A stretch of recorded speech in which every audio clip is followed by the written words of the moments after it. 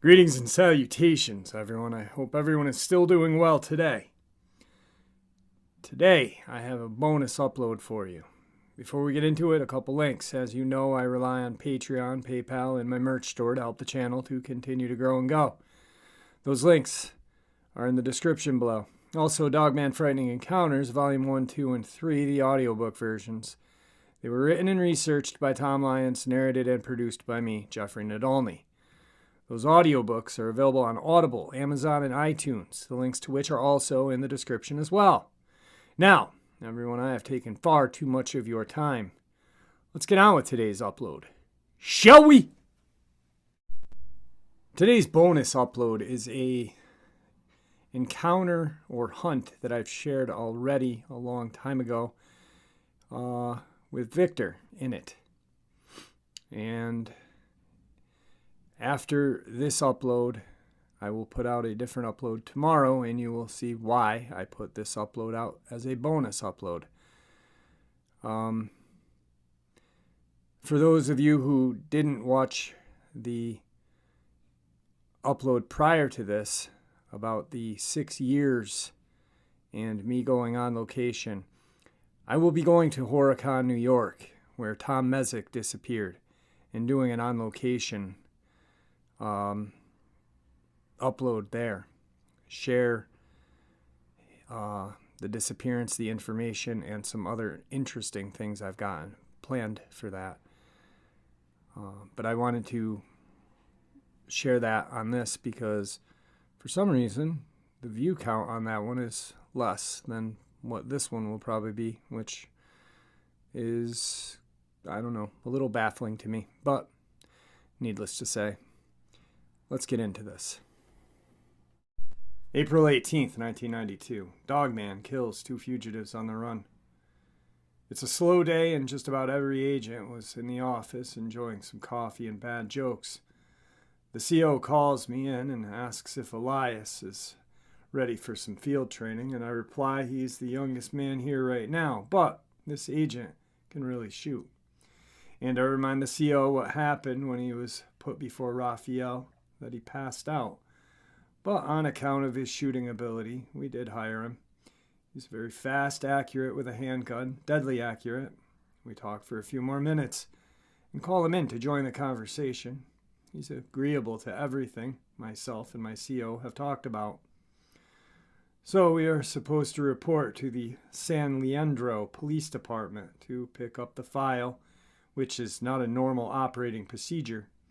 I tell him to saddle up, and he tells me he needs to go to the barracks and get his equipment, and everyone roars with laughter. Not so much at him, but at me. It was going to be a babysitting trip. At this time, I still had 2 or 3 ahead of me in rank, but I was trying to make my way through them as best as I could, without busting too much ass. Finally makes it back about 25 minutes later, and we head to the helicopter pad and take off. Tell him to get comfortable and rest best he can, because when we hit ground, we'll move fast and not want to slow down. All he wants to do is talk and know what to expect after we get to the ground. I try to keep it together and keep my cool with this young Marine. I explain what I expect out of him, and he is paying almost too close attention. He's reading my lips and hearing me, also absorbing everything I say. And it's like he's a robot or something. After 4 hours of this, darkness comes upon us. He finally backs off and gets into position to sleep and looks like a young child lying there. It'd make you think of your own kids back home. Finally, sleep came for me, and I felt us landing, and we were putting down to refuel before carrying on with the trip. I got out of the cargo area. Elias slept right through the whole ordeal, even starting the Chinook up and taking off. And I don't see how, but he never did. It was well after daylight. We landed the next morning, somewhere around 10:40 hours, and they had a car waiting for us. We put our gear in the back seat and were wearing our weapons. We entered the police station, where we were met by the chief of police, Ballard, and the game warden, Brian Johnson, who had the file and was going to take us out to the scene of the attack. So I ask why the police are involved. He states this started out as a robbery gone bad at a grocery store late in the day, that a male entered the grocery store and was going to rob it. His female accomplice was already in the store, but no one knew she was with him.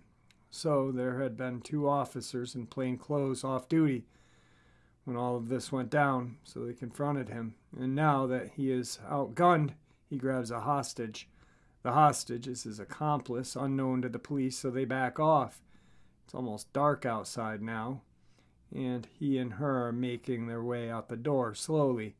Other units are on their way, but they don't get there before they reach the outside and are able to make it under 580 going east on foot into Chabot Park.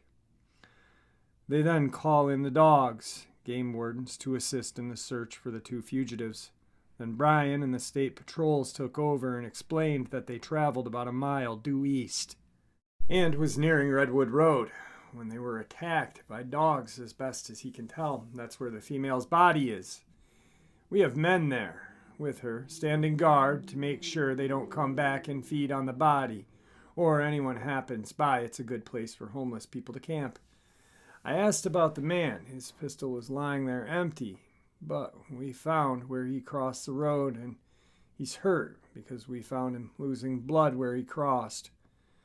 But we have not tracked him any further because we don't know what we're dealing with.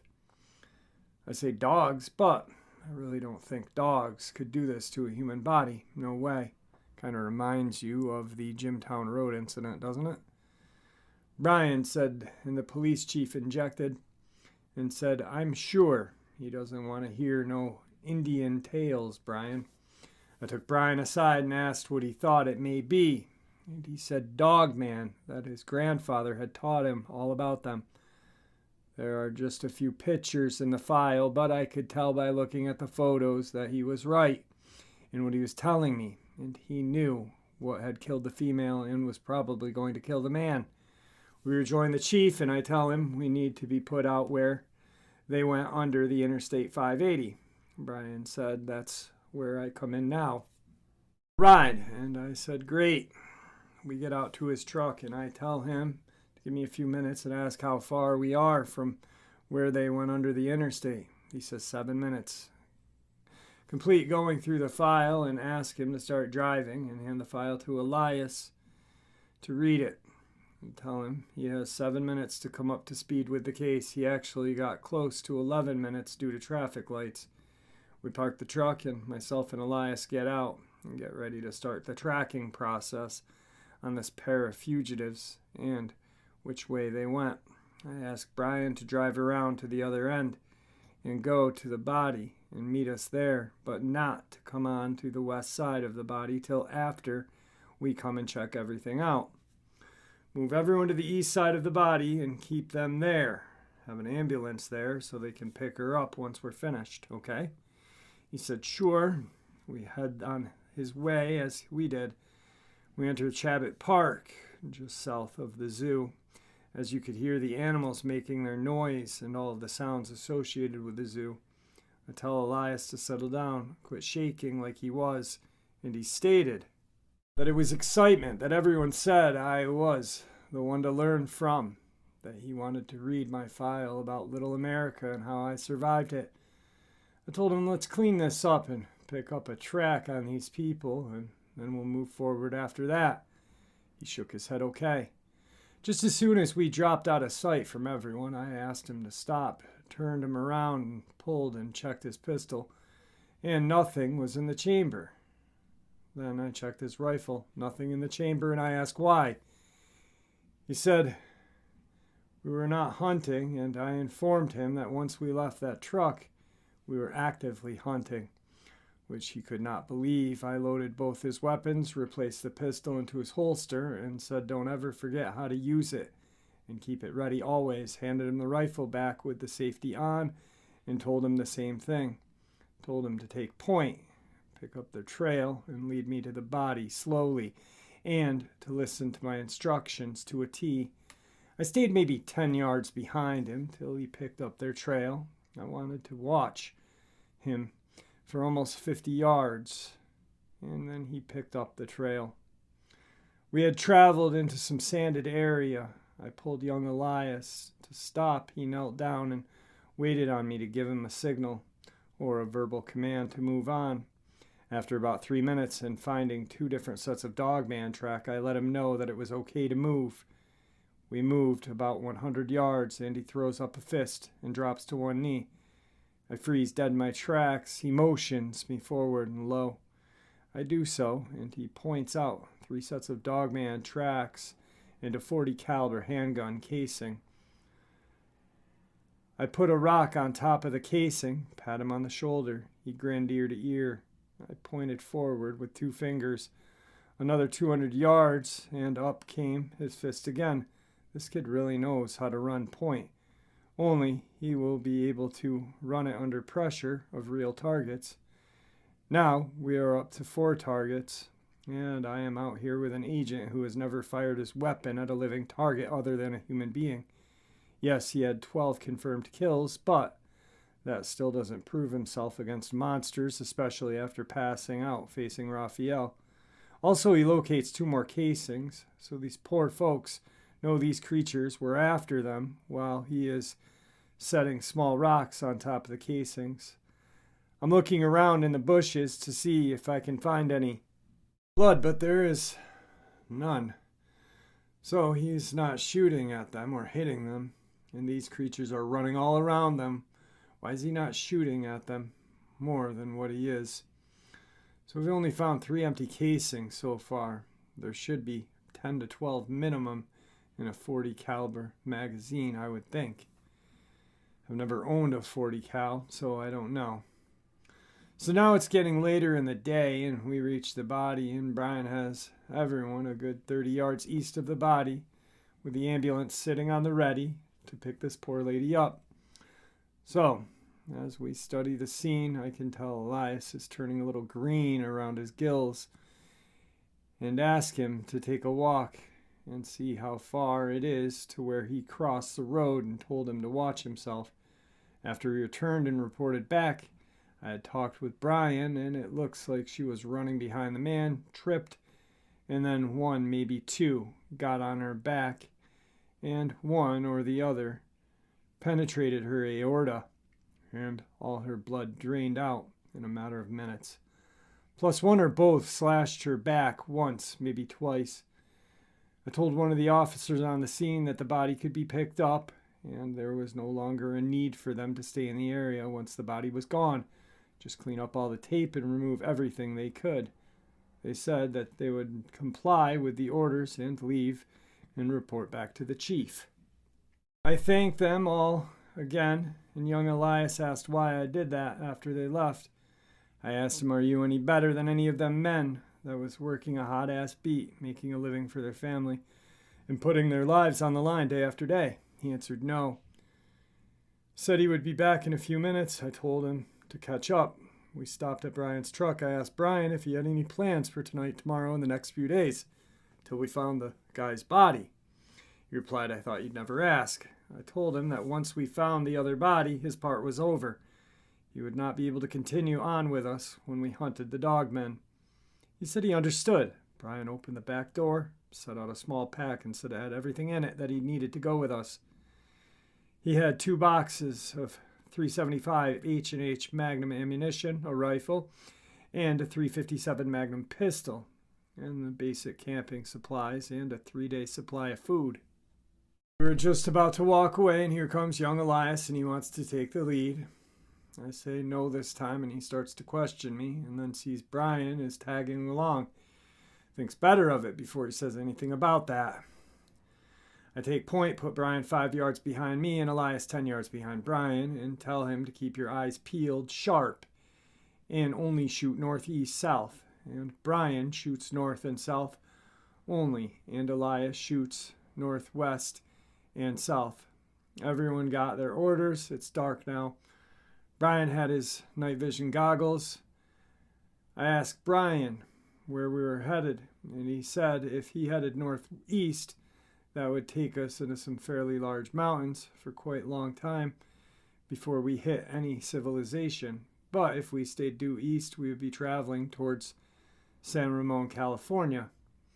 I tracked this man till just about 1:20 hours, and the howls start. We set up figuring they smelled us. I set us up in a tight perimeter. How was I going to explain having a game warden on a hunt with me? I knew this was not going to end well for me. We hunkered down. I was 20 yards out in front of everyone else. I figured I was good, for especially back then I was much faster, and everything I did was just much quicker, smoother movements. The night wore on, and nothing happened. It never went totally quiet, but they never approached us that night. But I realized another problem with Elias that night. When he fell off to sleep, he snores and snores very badly. That was something else I was going to have to talk to the CO about. Things were mounting up against him, and he was just so likable, it's crazy. How you had to like him after you were around him for just a little while. I was up before light, had some coffee on. Brian ended up shaking Elias awake and getting him stirring, but he finally did. Stated we woke him up too early to start the day. I laughed and said, "What are you going to do when you have to go 3 or 4 days straight without sleep? We almost had to do it last night." He went ahead and got up, stowed his gear, and was ready to leave out whenever I was. I stated it would be after good daylight so that we didn't miss anything, and we could have missed in the dark. I know he's still on his feet at this point, and he said, "How do you know this?" I shined my light between his feet. There was a track with blood spots in it. I explained you always have to be on the lookout for these types of signs. The victims and the predators, they all are around here, but no one said anything about them last night before I put us in formation. Brian said he saw a few tracks last night, but figured since we were on the trail, there was no use of saying anything about them. "Why should we say anything?" came out of Elias's mouth. I snapped back, "To let me know that you're paying attention, and I'm not babysitting you like everyone back in the office thinks I'm doing right now." "Why would they think that?" he shouts back. "Because of your actions. No, we don't make you get up at a certain hour, and yes, you can report when you want to, but you need to look at what you do and what we're up against, and how many men applied for this job and are turned down. Who really gets to hunt monsters for a living? Sure, you can't go out and brag about what you do to anyone. They'll all think you're crazy till your back looks like mine. Then you can say you have fought a monster and come out ahead."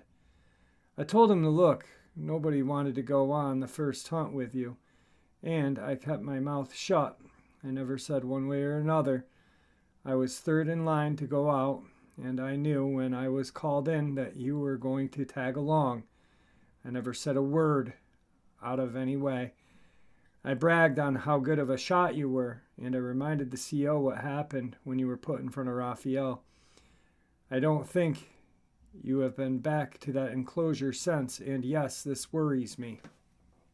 I'm Brian staring at me with more and more questions building up, and I can see them building up. So I turn to Brian and tell him, "Brian, I can't answer any of your questions you are going to ask, so please don't ask." And he tips his hat and continues to listen. I then said that after we find this body, that Brian will drop out of our little team and call in and get help to get the body out, and we will continue till we catch up with the Dogman, and we will take the 4 of them out. Sun's up good now, and it appears to be a sunny April day in California. I'm standing about 40 yards from Brian, and Elias comes by and says he's sorry. I tell him no problem. Let's just work together as one machine instead of 2 different ones and do our duty. "Hoorah, sir." And off he goes. Think he's feeling better about himself now, but also thinking he'll be able to be high maintenance to keep motivated and go in the right direction. We leave out. I'm on point, Elias in the middle, Brian on our tail. We have turned almost due north, and Brian's picked up on this as we start to enter a highly rocky area. Much easier to track the man now with his blood droplets showing on the rocks. Also a good place to get ourselves ambushed, so I tighten up the group. As we continue to move forward, I spot the man's foot and stop everyone and ask everyone to look closely and see what they see. Both of them spot the foot. I put them back to back as I move forward to check the situation, find the man deceased and eaten mostly from the waist up. No way to identify him, and to this day is slipping away. I don't think we're safe, and I don't think it's safe to leave Brian here alone, so I break out the satellite phone and make a call to the CO and report in that it's poor Dogman. We're on the trail. He asked if I want to get another agent out there. Elias can hear the conversation. I tell him no, that me and Elias have this. The CO says, "Are you sure?" I say, "Yes, sir." Hoping in my heart he can just get one. That's all I'm asking, just one. That made his spirit rise that much higher, someone putting some faith into this young man. And maybe that would make him grow, only time will tell. It's now 1500 hours, and we had just gotten the coordinates called in. They told Brian to tell us to go on, and they should be there around midnight, and that he could guard the body and then help get it out. They were sending 6 men in. I tell Elias to make camp, that we would hunt tomorrow and tomorrow night. We'd all get comfortable 40 yards away from the body with a little better view should they return during the night. We laughed and caught up, and before dark I changed my shirt, and Brian said, "What the hell got a hold of you?" Elias jerked around, and I stood there for a moment, and then put my shirt on and told him a werewolf. He said, "They're real?" I answered and spent the next hour telling him about the Wyoming hunt. And Elias's eyes, you could tell that he would never make it if he went up against a werewolf. He would lose. You could see it in his eyes, his face. I knew now, but I had to continue down this road with him and knew I had to protect him and get him back to Virginia so the CO could fire him. But the boy would be at least alive. The dark settled in on us. Along with the clouds, you couldn't see the body unless you were 20 yards away. Everyone had picked a spot to sleep, but I moved both Elias and Brian side by side so I could see them, watch the body, watch the trail from one spot all at one time. Didn't seem like it took long for them to fall asleep. I was supposed to wake one of them up by 0100 to take over the watch, but I wasn't going to trust myself to either one of these guys. Also, the other 6 came in at about 23:15, and I put all of them where I could watch and told them to rest. I was used to doing what I was doing for days on end, so they just made as little noise as possible and went to bed. Woke everyone up the next morning, and someone else broke out coffee for everyone. We drank till everyone was full, cleaned up the area. 2 men went down and took pictures of the body. They were sheriff's officers. They had me to point out the footprints, the cleanest ones I could find. He was missing one shoe. We all spread out that day and never did find that shoe, but I tracked him to the spot, and he had 2 shoes the whole time. After they got everything they said they needed, they put the body in a body bag and started back with Brian. He tried to continue on with us, but I reminded him of our earlier conversation, shook my hand, and off he went, giving me his number to call when we returned so he could pick us up. I thanked him again, and myself and Elias were off to do what we needed to do. 11:20, and we could no longer see or hear them, and we started to track.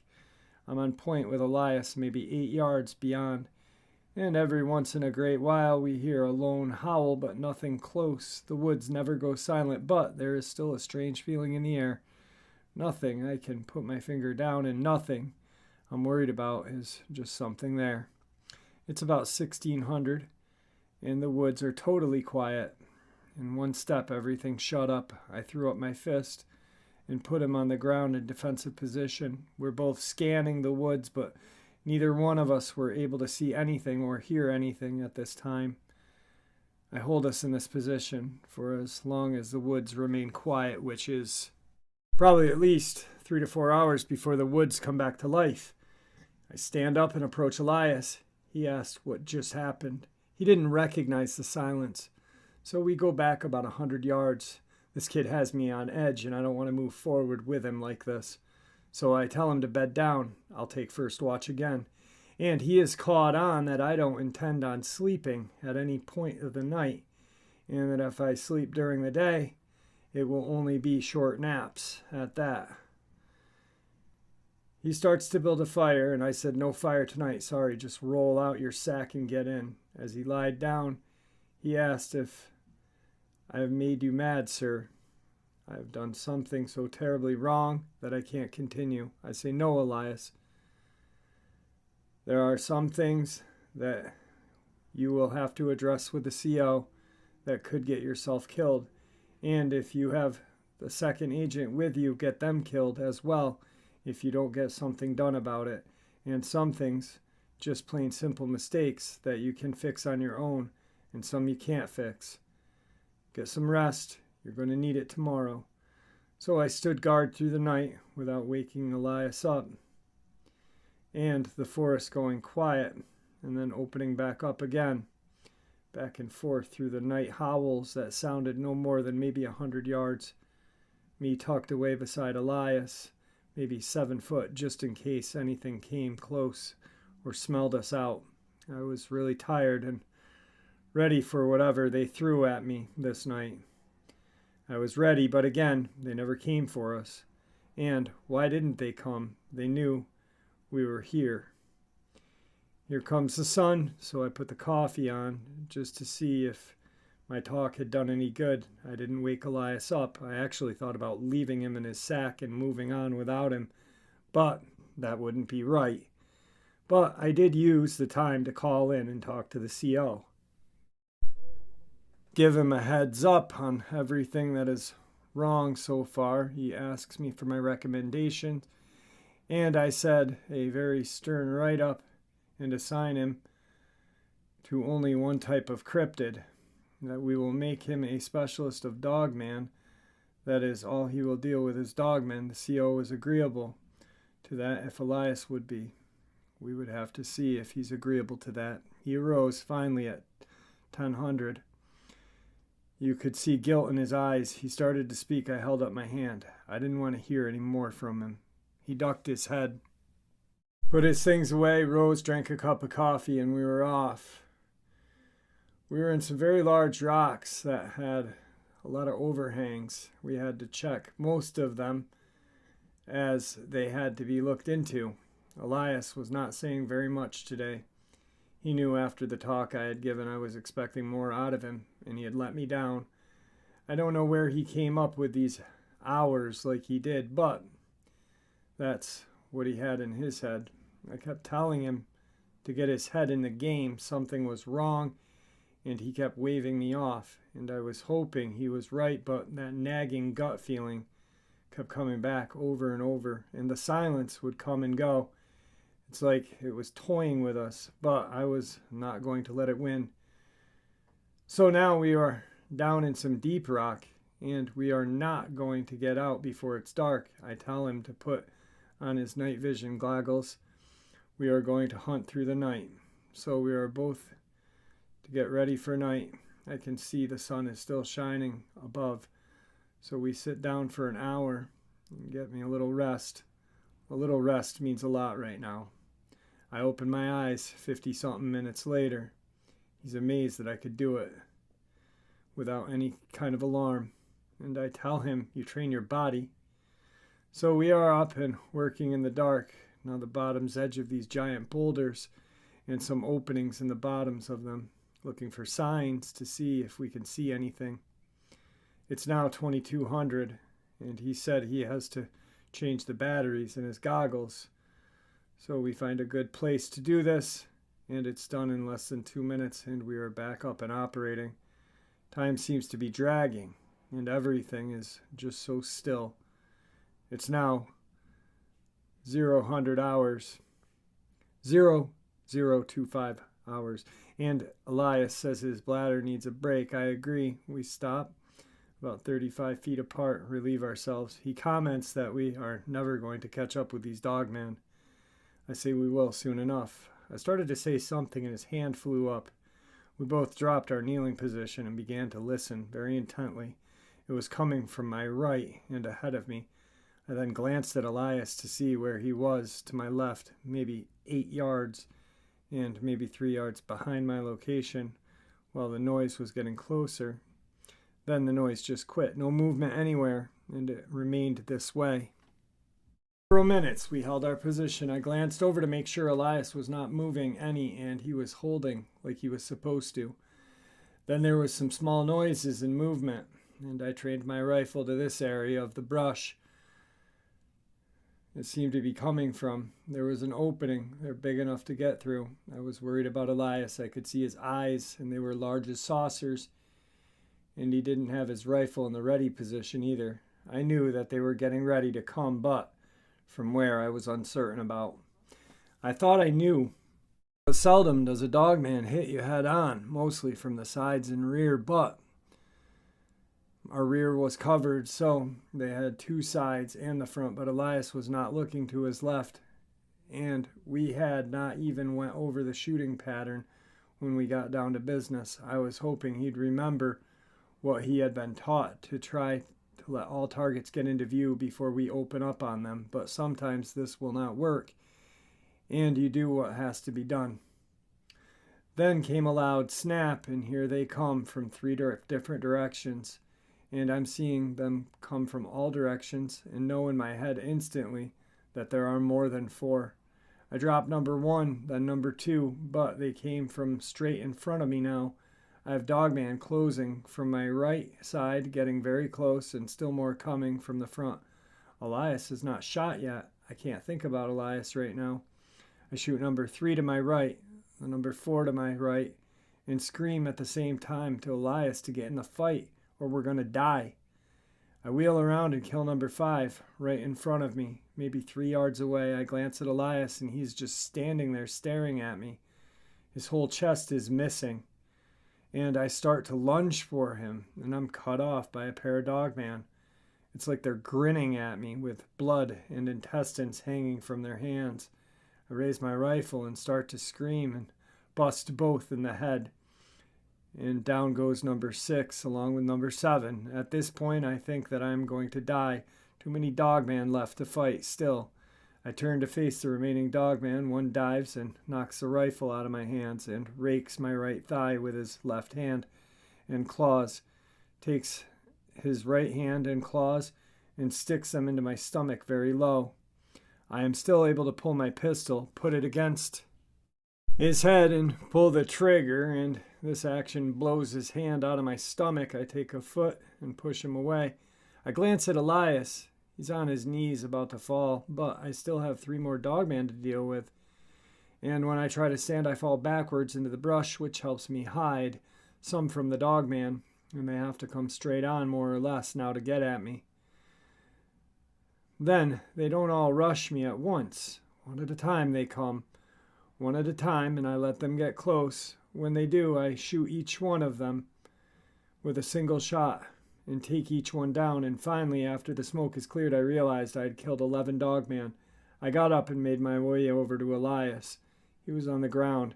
He was just barely hanging on to life, and he asks me if he was going to die. I give him the best and honest answer as I could. I told him that if it was his time to die, he was going to, and if it wasn't, that I would get him out of here alive. I knew I'd never get him out of here alive. He had my hand and explained that he had no money to bury him, and he didn't take out the insurance. I told him not to worry. If something was to happen, I would take care of the funeral expenses. Seconds later, he died. I knew in my heart that I was going to make Elias a hero so everyone would never say a bad thing about him again. I looked for our radios, and I couldn't find either one to call for an extraction. So I figured I was going to have to carry Elias out because you just don't leave a fellow American behind. I place him inside of his sleeping bag, bandage up my wound, wrap him in the sack, load my rifle and pistol, carry one extra mag just in case, finally get him across my shoulders, and started what I consider to be a 6-day trip out. The first day I maybe made it 3 miles. The woods kept falling into silence. I was worried there was more Dogman and they were following me. I was tired, hurt, and alone. This night I was thinking, I knew I killed 11 Dogmen that day and have the proof to back it up. I planned on doing what I was going to do to make Elias a hero. I knew everyone would believe me except the CO, and if I put it in writing, he'd have to challenge it. He wasn't there, so he didn't see what happened. He didn't want to draw any undue attention his way. I woke up early the next morning, and man, I was hurting. Sure wish I could have found either mine or Elias's sat radio, so I could have called for a pickup. I tried to walk for 8 hours, but things were just not working out too well for me doing this. Actually, and I wasn't about to leave Elias's body for some animals to chew on. It was already where his parents couldn't have an open coffin. This day in 8 hours, I figured I traveled 5 miles only. I was weak the following morning, and there was a slight breeze. Very cloudy, sprinkling rain, not too heavy, just enough to get wet. And the sleeping bag his body was in was taking on water pretty fast and making it real heavy. The ground was slicker, and by the end of this 3rd day, I knew where I was, but I still had at least 1 day's walk to get where we found the man's body if everything went good. I bedded down at night. The woods were still and quiet as could be. No sound, no movement, nothing. So I decided to sit up for a while. Something's feeling bad, wrong again. I couldn't put my finger on it. If you can't see it, you can't shoot it or fix it. And this is about the place. The first time I had such a bad feeling. I'm lying on top of my sleeping bag, plenty warm and everything, and something snapped. I mean, it's way too close for me to ever grab either one of my guns, the rifle and pistol, and I mean less than 2 feet from my head to where it snapped lightly. I start to turn and it pounced on me. About 30, maybe 40-pound cougar cub. Scared the bejesuses out of me. I thought I had been had. After about 4 or 5 minutes, it took off.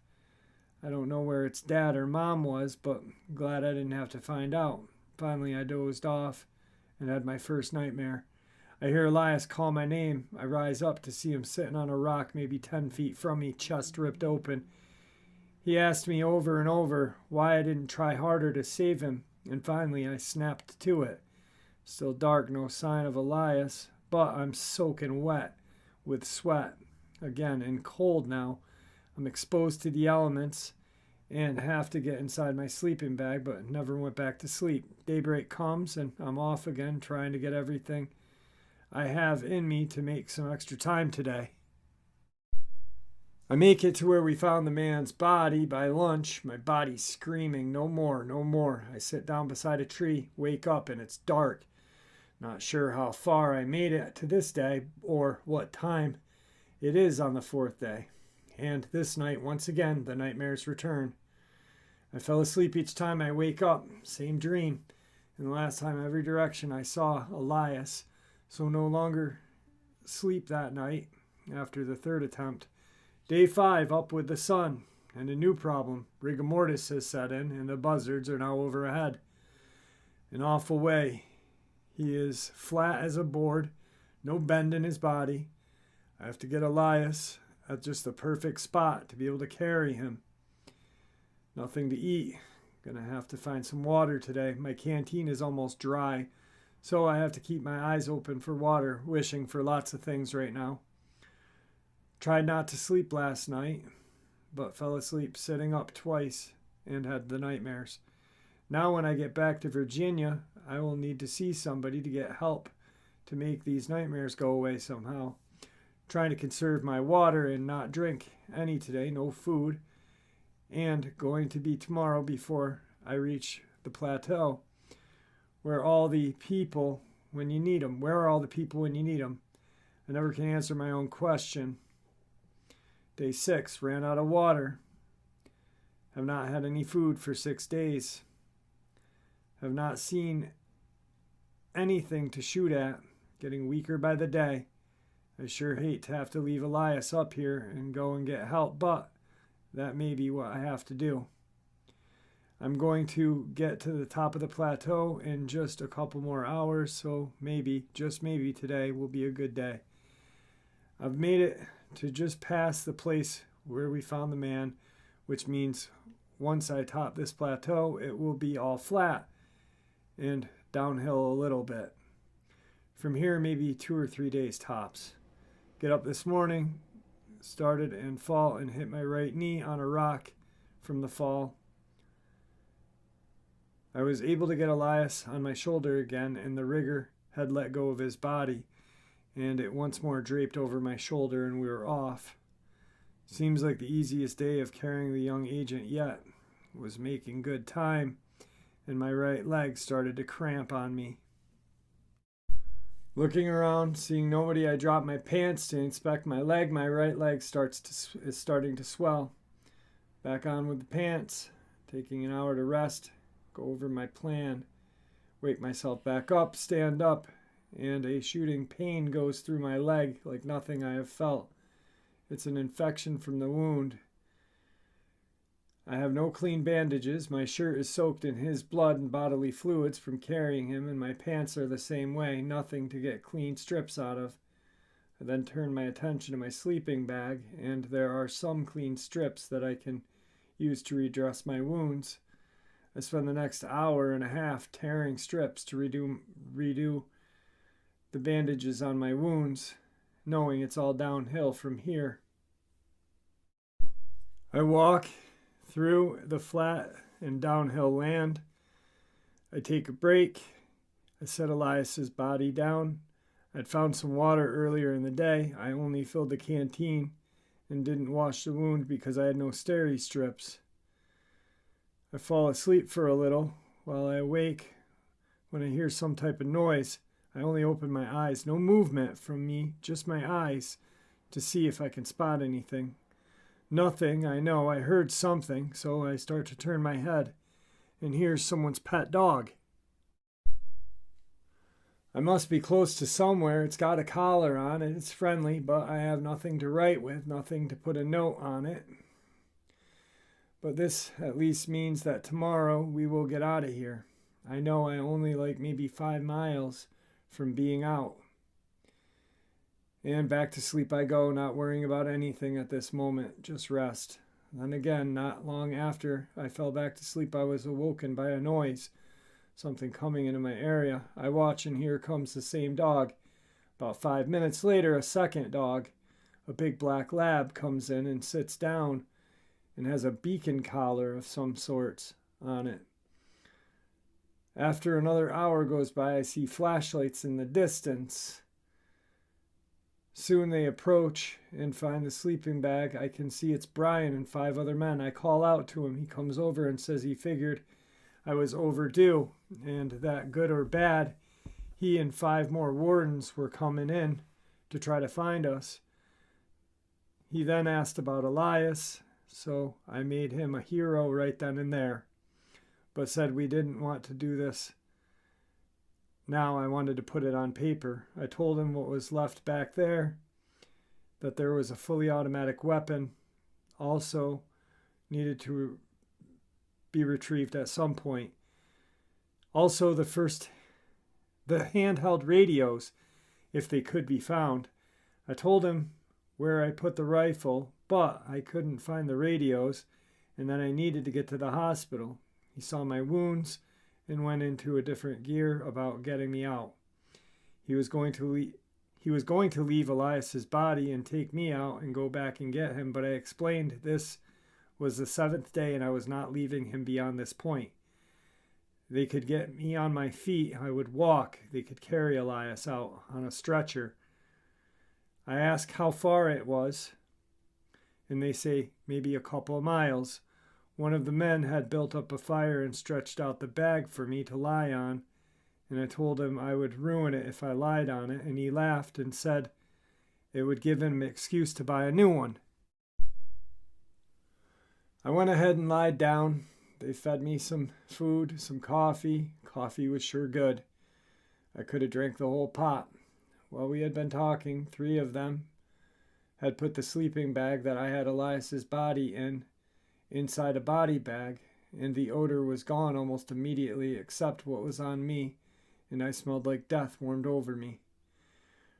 Early, just as the sun rose, 5 men lifted me on a gurney and started for the road, and a large man took lead with Elias draped over his shoulder. When we arrived, the coroner was waiting, so was the ambulance to take me to the hospital. I spoke with the coroner and told them that we were jumped by a pack of probably 20 wild dog, and that we had killed the majority, and that any testing that he needed to do needed to be done on me, and to turn Elias's body over and either to the CIA or the FBI. So cause of death, animal attack, and problem taken care of by 2 agents with a loss of 1. And I said, that is correct. And he went away shaking his head, clearly not happy at getting told as to what to put on the death certificate without examining the body. But he did as he was told. I called the CO from Brian's phone, reported what had happened, just verbally. Called me a liar, but said he would notify the family when the arrangements were made. He would find out the financial details for me so I could pay for it. I told him I would fill out the paperwork just as soon as I was out of the hospital, and was able to hike back and retrieve the rifle and find the radios. They then took me to the hospital and began to work on my wounds. They bathed them, soaked them in a bath. I soaked twice a day in a whirlpool type of bath to get everything out of my wound. On the 3rd day, they finally sewed it up. 304 stitches in my leg. One of the nurses was nice enough to go to purchase me some new clothes with my card and bring them to me. Brian and his wife offered me a place to stay and a vehicle to drive back and forth to the doctor's. Most of the time his wife took me because I don't know where the offices were located. It finally came to the day to get the stitches out, and I was going back to get the rifle. Brian decided he was going to join me on this trip. I told him that after I let him see them, that I would have to erase his memory from his... He laughs and says that's fine. We talk, and I realize we actually could use this guy on our team. I start to see just how much he really knows, and I talk to the CO about him, ask if we could make an exception. He asks which one, and I say, I don't know yet. Let me qualify him, and we'll let you know. He may not want to be interested in moving all the way across country. I asked if he would be interested in working along with me and doing what I do, and he asked, what do I do? I told him I hunt monsters. He smiled again and said to show him first, then we'll talk. We're both in good shape, but I'm weak, and it takes 2.5 days to get to where we fought the Dogman. I pick up the rifle and find my radio in the brush where I had been knocked back. Brian has a cloth over his mouth looking at what remains of the Dogman and says, how on earth do these things actually exist? He asked to see one of the rifles. I handed him Elias's. He saw the magazine as numbered 1, and he opened his pack and found 11 more mags in his pack, numbered 2 through 12, and asked if he wore a vest. I answered he did. How many mags were in his vest? And I said it was ripped away. I couldn't say for sure, and he showed me the numbered magazines. Brian figured out that he never fired a shot. He said he didn't even have reloads in his vest for the fight. Finally, right at dark, found his radio 50-some-odd yards away. We made it out in 2 days. I asked Brian again about working, and he said he was going to have to think about it. And I got Lewis on the phone and took care of Brian's memory for a short time. We parted ways. I never heard from him till almost 8 years later. I get a call and I recognize the voice. He tells me about his wife and kids. They have 2 kids now, and he can't leave because he has to help with the kids, and his parents are not going to move, and her parents aren't going to move either. His wife had been killed in a robbery for something like $39. She was killed because she wouldn't hand over her money. So this was one of Victor's second or third encounters he shared with me. He wrote this very quickly, I believe, because as I read it, I was reading it how he wrote it to me. But I wanted to share this with you guys before tomorrow's upload. I want to give you Victor tonight and tomorrow. So anyway, with that, I'm going to bid you all farewell. Please be kind to each other, and may the Great Spirit watch over all of us and guide us through our path of life.